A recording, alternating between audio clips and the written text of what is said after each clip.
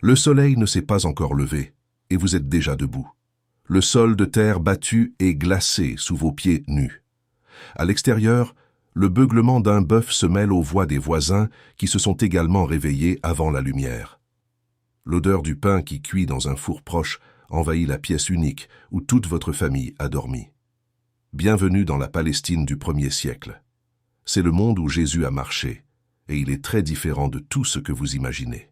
Avant de commencer, écrivez dans les commentaires d'où vous regardez. Laissez votre like, abonnez-vous à la chaîne et activez la cloche, nous continuons. La première chose que vous devez comprendre est la taille de ce monde. La Palestine du 1er siècle était un territoire petit. Du nord de la Galilée jusqu'au sud de la Judée, la distance ne dépassait pas 250 km, moins que la distance entre São Paulo et Rio de Janeiro. De la côte de la Méditerranée jusqu'au Jourdain, seulement 70 km en ligne droite. Tout le ministère public de Jésus s'est déroulé dans un espace que vous traverseriez en voiture en quelques heures. Mais il l'a fait à pied, sur des routes de terre, sous un soleil brûlant ou des pluies torrentielles, dormant là où il y avait un abri. La population totale de cette région tournait autour de 500 000 personnes. Certains historiens poussent ce chiffre jusqu'à 700 000. La plus grande ville était Jérusalem, avec environ 40 000 habitants en période ordinaire, un nombre qui triplait durant les grandes fêtes religieuses, lorsque des pèlerins de partout arrivaient pour célébrer. Nazareth, le village où Jésus a grandi, comptait entre 200 et 400 habitants. Tout le monde connaissait tout le monde. La vie privée était un concept inexistant. Maintenant, imaginez la maison où ces gens vivaient. Oubliez toute image de construction élaborée. La maison typique d'un paysan galiléen avait une seule pièce, une seule. Les murs étaient faits de pierres brutes empilées, parfois mélangées à des briques de boue séchées au soleil. Le toit était une structure de poutres de bois couverte par un mélange de branches, de paille et d'argile compactée.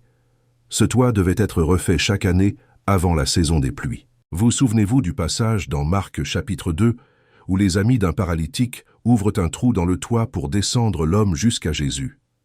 Maintenant, cela prend tout son sens. Le toit n'était pas une structure solide et permanente. C'était quelque chose qui pouvait être démonté à la main. Le sol de cette maison était de la terre battue, sans revêtement, sans plancher, de la terre compactée qui soulevait de la poussière en été et devenait de la boue en hiver. Le mobilier était minimal ou inexistant. Des nattes de paille servaient de lit pour toute la famille. Un coffre en bois gardait les quelques vêtements. Quelques pots en céramique stockaient les grains, l'huile et l'eau. Une lampe à huile en terre cuite fournissait la seule lumière après le coucher du soleil. C'était tout. Mais ce n'était pas seulement la famille humaine qui vivait là. La partie inférieure de nombreuses maisons servait d'abri pour les animaux. Bœufs, ânes, chèvres et moutons partageaient le même espace avec les gens. La chaleur corporelle des animaux aidait à chauffer l'environnement lors des nuits froides. L'odeur était celle que vous imaginez. Quand Luc décrit que Marie a couché Jésus dans une mangeoire après la naissance, il décrit la réalité commune. Ce n'était pas une étable séparée de la maison. C'était la maison elle-même. Pensez à ce que cela signifie pour la vie quotidienne. Vous vous réveillez dans le noir, entouré de toute votre famille et des animaux. Il n'y a pas de toilette. Les besoins physiologiques se font à l'extérieur, dans des latrines communautaires ou simplement dans les champs. L'eau doit être cherchée chaque jour à un puits ou une source, parfois à des centaines de mètres de distance. Cette tâche incombait aux femmes. Chaque 5 jours, l'alimentation de ce monde était simple et répétitive. Le pain était la base de tout. Pas un pain mou et moelleux comme nous le connaissons. C'était un pain plat, dense, fait d'orge pour les pauvres ou de froment pour ceux qui avaient plus de ressources. La farine était moulue à la maison, dans un processus manuel qui consommait des heures de la journée des femmes. Le pain était cuit dans des fours communautaires ou dans de petits fours en terre cuite dans la cour. Il durcissait vite. Le pain d'hier était déjà dur. Celui d'avant-hier devait être trempé dans l'eau ou le vin pour être mâché. Avec le pain venaient les olives. L'olivier était l'arbre sacré de la région. De lui venait l'huile, utilisée pour cuisiner, pour éclairer les lampes, pour oindre les malades, pour les rituels religieux de purification. Une famille moyenne consommait entre 20 et 30 litres d'huile par an. Les olives en conserve accompagnaient presque tous les repas. Elles étaient la protéine végétale la plus accessible. Les légumes complétèrent le régime. Lentilles, pois chiches, fèves, concombres, oignons, ail. La viande était un luxe rare. Un paysan ordinaire ne mangeait de la viande que lors d'occasions spéciales, fêtes religieuses, mariages, ou lorsqu'un animal devait être sacrifié parce qu'il était trop vieux pour travailler. Le poisson était plus accessible dans les villages proches de la mer de Galilée, ce qui explique l'importance des pêcheurs dans cette région et pourquoi Jésus a trouvé tant de disciples dans ce métier. Le vin faisait partie de l'alimentation quotidienne, mais pas comme boisson de plaisir. L'eau disponible était fréquemment contaminée. Le vin, même dilué dans l'eau, avait des propriétés qui rendaient le liquide plus sûr à boire. Même les enfants consommaient du vin dilué. L'ivresse était mal vue, mais la consommation modérée était normale et attendue. Les repas avaient lieu 2 fois par jour. Un petit déjeuner léger le matin, généralement du pain avec des olives ou des fruits secs. Le repas principal venait en fin d'après-midi, quand le travail de la journée se terminait. La famille se réunissait autour d'un bol commun. Il n'existait pas d'assiettes individuelles. Tous trempaient leurs morceaux de pain dans le même récipient de ragoût ou de sauce. C'était un acte communautaire, intime. Manger avec quelqu'un signifiait établir un lien. Refuser de manger avec quelqu'un était une déclaration de rupture sociale. Maintenant, observez la routine de travail. La journée commençait au lever du soleil et se terminait quand la lumière disparaissait. Il n'existait pas d'éclairage artificiel efficace. Les lampes à huile produisaient une flamme faible, suffisante seulement pour ne pas trébucher dans le noir. Le travail productif dépendait de la lumière naturelle. Cela signifiait se réveiller vers 5 heures du matin en été et travailler jusqu'à 7 heures du soir. En hiver, les jours étaient plus courts, mais le froid rendait tout plus difficile. La grande majorité de la population travaillait dans l'agriculture. On estime que plus de 90% des gens vivaient à la campagne ou d'activités liées à la terre. Le cycle agricole dictait le rythme de l'année. En octobre et novembre, les premières pluies amollissaient le sol et le labourage commençait. Des bœufs tiraient des charrues en bois avec des pointes de fer. Le travail était épuisant. Un homme marchait des kilomètres par jour derrière la charrue, contrôlant les animaux, ajustant la profondeur du sillon. Ensuite, venaient les semailles. Le semeur marchait dans le champ en jetant les graines à la main. Il n'y avait pas de précision. Les graines tombaient là où elles tombaient. Certaines sur un bon sol, d'autres sur des pierres, d'autres parmi les épines. La parabole du semeur que Jésus raconte dans Matthieu chapitre 13 n'est pas une métaphore inventée. C'est une description exacte de ce qui se passait chaque année dans chaque village de Galilée. Les mois d'hiver étaient faits d'attente et de soins. Les pluies devaient venir en quantité adéquate. Trop de pluie détruisait les plantations. Trop peu de pluie signifiait la famine. Il n'existait pas d'irrigation sophistiquée. L'agriculteur dépendait entièrement du ciel, littéralement. L'anxiété était constante. Une seule mauvaise saison pouvait signifier la ruine d'une famille. La récolte arrivait entre avril et juin. C'était la période la plus intense de l'année. Tous travaillaient, hommes, femmes, enfants, vieillards. Le blé et l'orge étaient coupés avec des faucilles, liés en gerbes, transportés vers des aires de battage où ils étaient dépiqués. Les grains étaient séparés de la paille en jetant le tout en l'air et en laissant le vent faire le travail. Ensuite, ils étaient stockés dans des silos ou de grands pots en céramique. Ce stock devait durer jusqu'à la prochaine récolte. Mais l'agriculture n'était pas la seule occupation. La Galilée avait une industrie de pêche significative sur la mer de Galilée, qui est en réalité un lac d'eau douce d'environ 20 km de long et 12 de large. Les pêcheurs travaillaient en groupe, souvent sous un régime familial. Les filets étaient jetés la nuit quand les poissons remontaient à la surface. Le travail était dur et incertain. Des nuits entières pouvaient rapporter peu ou rien. Quand Luc décrit Pierre disant qu'il a travaillé toute la nuit sans rien pêcher, il dépeint une frustration commune. Le poisson frais était consommé immédiatement ou conservé dans le sel. La ville de Magdala, d'où venait Marie-Madeleine, était célèbre pour son industrie de poissons salés. Le produit était exporté dans toute la région. Le sel utilisé venait de la mer Morte, transporté par des caravanes. C'était cher, c'était précieux. Quand Jésus dit que ses disciples sont le sel de la terre, il utilise une image d'une valeur extrême. D'autres métiers complétaient l'économie locale. Des charpentiers comme Joseph travaillaient le bois, mais pas comme nous l'imaginons. Le bois était rare en Palestine. La plupart des objets qu'un charpentier produisait étaient des outils agricoles, des charrues, des jougs pour les bœufs, des portes, des poutres pour les toits.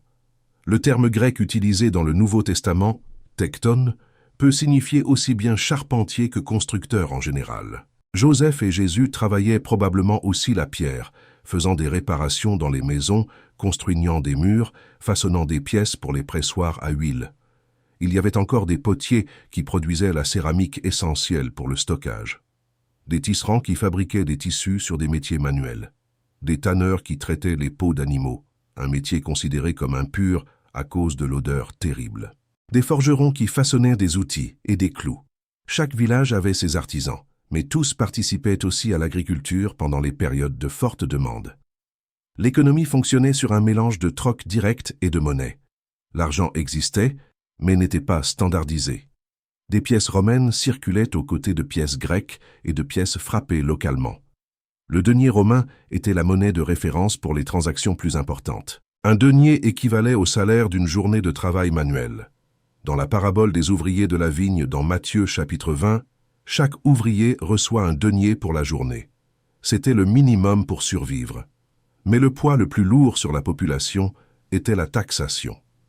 Les impôts venaient de multiples directions. Rome percevait des tributs directs et indirects. Le temple à Jérusalem exigeait la dîme et diverses taxes religieuses. Hérode et ses successeurs percevaient leurs propres impôts. Certains historiens estiment qu'entre 30 et 40% de tout ce qu'un paysan produisait allait à une forme d'impôt. C'était écrasant. De nombreuses familles s'endettaient. Elles perdaient leurs terres.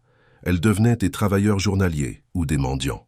La pauvreté était structurelle et inéluctable. Les collecteurs d'impôts, les publicains des évangiles, étaient haïs non seulement parce qu'ils travaillaient pour Rome, mais par la manière dont ils opéraient. Ils payaient d'avance le droit de collecter les impôts dans une région et extrayaient ensuite de la population le maximum possible. Tout ce qui dépassait la valeur payée à Rome était un profit personnel. L'exploitation était légalisée. Quand Jésus mange avec des publicains et des pécheurs, il franchit une ligne sociale profonde. Entrez maintenant dans la structure familiale de ce monde. La famille était tout. L'individu n'existait pas en dehors de la famille. Votre identité était votre lignée. Vous étiez fils d'un tel, petit-fils d'un tel, de telle tribu. Les généalogies qui ouvrent les évangiles de Matthieu et de Luc ne sont pas des détails bureaucratiques. Ce sont des déclarations d'identité. Elles sont la preuve que Jésus appartient à une histoire. Le patriarche commandait la famille.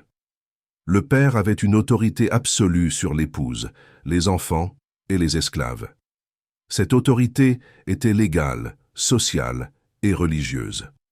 Le mariage était arrangé par les parents, généralement quand la mariée avait entre 12 et 14 ans. Le marié était un peu plus âgé, peut-être 16 à 20 ans. L'amour romantique n'était pas un critère. Le mariage était une alliance entre familles, un transfert de propriété, une garantie de descendance. La femme passait de l'autorité du père à l'autorité du mari. Elle apportait une dot, des biens qui restaient théoriquement les siens, mais étaient administrés par l'époux. En cas de divorce, la dot devait être restituée. Cela rendait le divorce économiquement coûteux pour l'homme, offrant une certaine protection à la femme. Mais la loi permettait à l'homme de divorcer pour des raisons vagues. La femme n'avait pas ce droit.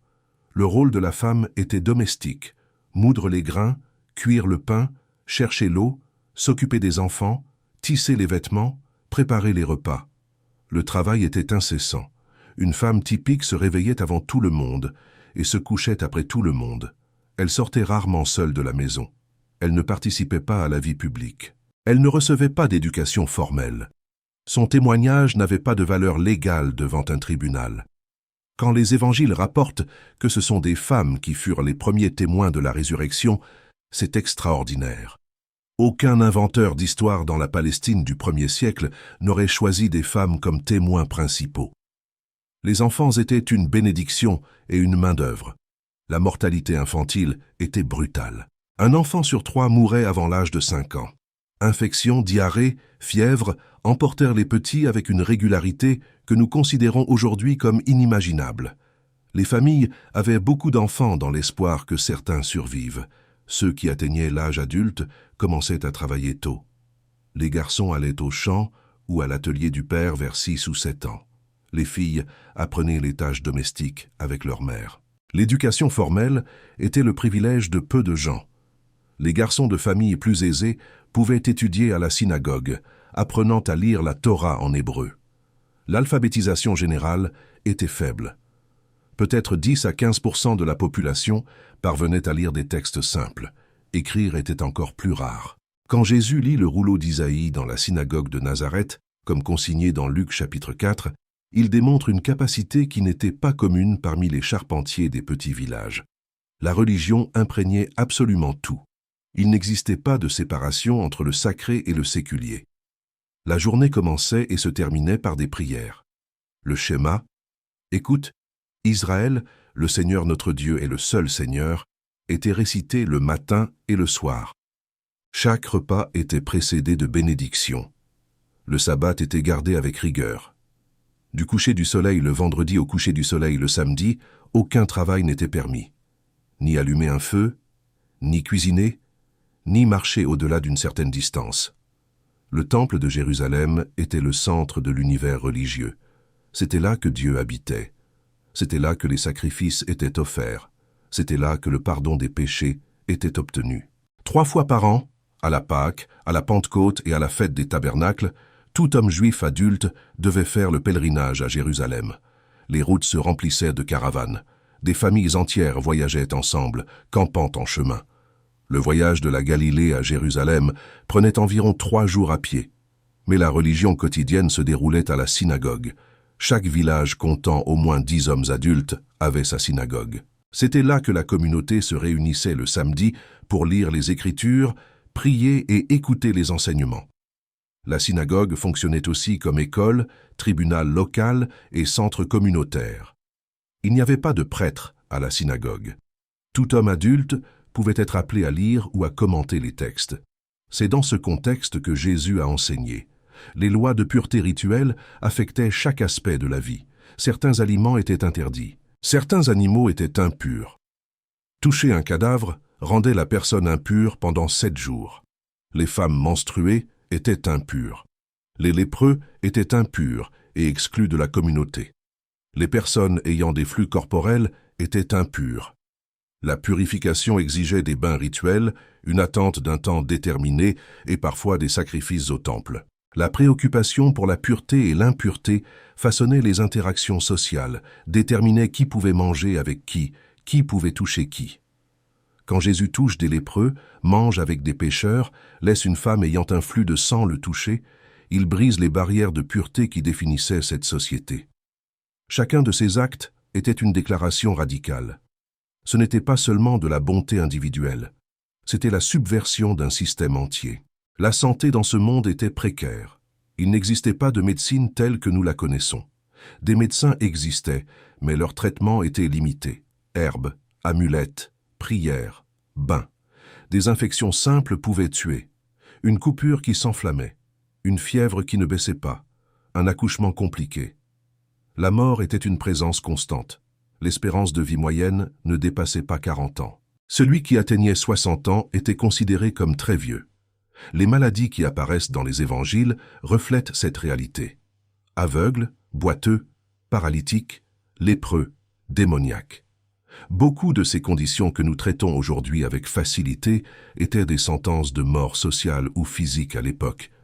Un aveugle ne pouvait pas travailler. Un lépreux était expulsé de la communauté. Un paralytique dépendait totalement de sa famille. La guérison que Jésus offrait n'était pas seulement physique, c'était une restauration de la vie sociale, de la dignité, de la place dans la communauté. La mort était traitée avec urgence. Le climat chaud exigeait un ensevelissement rapide, généralement le jour même. Le corps était lavé, oint d'épices et d'huile parfumée, enveloppé dans des bandes de lin. L'ensevelissement avait lieu dans des tombeaux creusés dans la roche quand la famille en avait les moyens, ou dans des fosses simples pour les pauvres. Le deuil durait 7 jours de réclusion intense, suivi de 30 jours de deuil modéré. Des pleureuses professionnelles étaient engagées pour pleurer aux funérailles. Les pleurs collectifs étaient une partie essentielle du rituel. Les tombeaux des familles plus riches avaient une caractéristique importante. Après environ 1 an, quand le corps s'était décomposé, les os étaient recueillis et placés dans de petites boîtes en pierre appelées ossuaires. Cela permettait au même tombeau d'être utilisé par plusieurs générations. Les archéologues ont trouvé des milliers de ces ossuaires, certains avec des noms gravés. C'est une fenêtre directe sur ce monde. La vie sociale s'organisait autour du village, de la famille élargie et de la synagogue. Les fêtes étaient de rares occasions de joie. Les mariages duraient 7 jours entiers de célébration. Toute la communauté y participait. Il y avait de la nourriture abondante, du moins selon les standards locaux, du vin, de la musique, de la danse. Le miracle de Jésus à Cana, transformant l'eau en vin, se produit exactement dans ce contexte. Manquer de vin lors d'une fête de mariage était une honte sociale grave pour la famille haute. Les saisons de l'année marquaient les fêtes religieuses. La Pâque au printemps célébrait la libération d'Égypte. 50 jours plus tard, la Pentecôte commémorait le don de la loi au Sinaï et coïncidait avec la récolte du blé. En automne, la fête des tabernacles rappelait le pèlerinage dans le désert. Pendant une semaine, les familles construisaient des cabanes de branches et vivaient en plein air, rejouant l'expérience des ancêtres. Hanouka en hiver célébrait la dédicace du temple. Pourim au printemps fêtait la délivrance narrée dans le livre d'Esther. Les relations avec Rome étaient tendues et complexes. La Judée était sous occupation militaire. Des soldats romains étaient partout. L'humiliation était quotidienne. Un soldat pouvait obliger n'importe quel civil à porter ses bagages pendant 1000 romains, environ 1500 mètres. Quand Jésus dit de marcher 2000 avec celui qui t'oblige à en marcher 1, il parle d'une expérience que ses auditeurs connaissaient dans leur chair. Les impôts romains étaient un rappel constant de la sujétion. La monnaie romaine portait l'image de l'empereur et des inscriptions qui le déclaraient divin. Pour les Juifs dévots, c'était un blasphème. Utiliser cette monnaie était participer à l'idolâtrie. La question sur le paiement des impôts à César que les pharisiens posent à Jésus n'était pas académique. C'était un piège politique et religieux. Des mouvements de résistance surgissaient périodiquement. Certains étaient violents, comme les Zélotes qui défendaient la lutte armée. D'autres étaient passifs, comme les Esséniens qui s'étaient retirés dans le désert en attendant l'intervention divine. Jean le Baptiste prêchait dans le désert en appelant à la repentance. L'attente messianique était intense. Beaucoup attendaient un libérateur qui expulserait les Romains et restaurerait le royaume d'Israël. Jésus est entré dans ce monde chargé d'espoir et de frustration. Chaque mot qu'il a dit a été entendu par des personnes qui connaissaient la dureté de la vie, l'injustice des puissants, la fragilité de l'existence. Quand il parlait du royaume de Dieu, ce n'était pas une abstraction théologique. C'était une promesse de transformation pour des gens qui se réveillaient avant le soleil, travaillaient jusqu'à l'épuisement, payaient des impôts écrasants et enterraient de jeunes enfants. 2000 ans ont passé. Nous avons l'électricité, les antibiotiques, Internet, les avions. Nous dormons sur des matelas moelleux, nous buvons de l'eau traitée, nous vivons 2 fois plus longtemps. Mais certaines choses demeurent exactement les mêmes. Les parents s'inquiètent toujours pour l'avenir de leurs enfants. Les voisins se disputent toujours l'espace et les ressources. Les gens cherchent toujours un sens à la souffrance. Les communautés se réunissent toujours pour célébrer, pleurer et se souvenir. Ce qui change, ce sont les outils. Ce qui demeure, c'est le cœur humain. Quand vous lisez les évangiles en sachant comment était ce monde, vous réalisez que Jésus ne parlait pas à une civilisation lointaine et incompréhensible. Il parlait à des personnes comme vous, avec des peurs, des espoirs, des dettes, des rêves, des maladies et des fêtes. Et c'est pour cela que ces paroles fonctionnent encore, non parce qu'elles sont anciennes, mais parce qu'elles sont éternelles.